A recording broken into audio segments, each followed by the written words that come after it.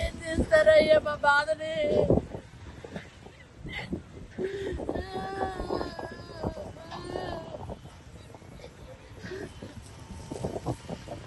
Sir పూజ చేసి బట్టలు మార్వలేదు sir. Anjaneya స్వామి గుడిలో 15 సంవత్సరాల నుంచి పూజ చేస్తున్నా. గత 15 ఇయర్స్ ప్రతి ఎమ్మెల్యే వస్తాడు, ప్రతి కార్పొరేటర్ వస్తాడు, వచ్చి ప్రతి హనుమాన్ జయంతికి వస్తాడు. ప్రతి హనుమాన్ జయంతికి వస్తారు. ఇక్కడ వచ్చి ప్రతి ఒక్కళ్ళు ఫోటోలు దిగిపోయిన వాళ్ళే. కానీ ఎవరు నేను అప్పటి పూజ చేసుకుంటుంటే డైరెక్ట్ వచ్చి కొలగొట్టేస్తుంటే ఇది మైండ్ సార్ మా బతుకులు. ఏంది సార్ ఇది? ఏడ బతుకుతున్నాం సార్ మేము? 1942లో బతుకున్నామా? 2024లో బతుకుతున్నామా? ఏంది సార్ ఇది? ఇంతనేమో కోర్టుకు నోటీసు, కోర్టును ఆపడం సార్.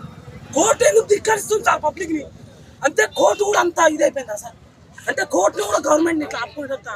రేవంత్ రెడ్డి అంతా పెద్ద మనిషి సార్. మేమంతా అంటే ఓట్లు వేసి గెలిపించిన వాడు ఎక్కడ అంతేగా సార్.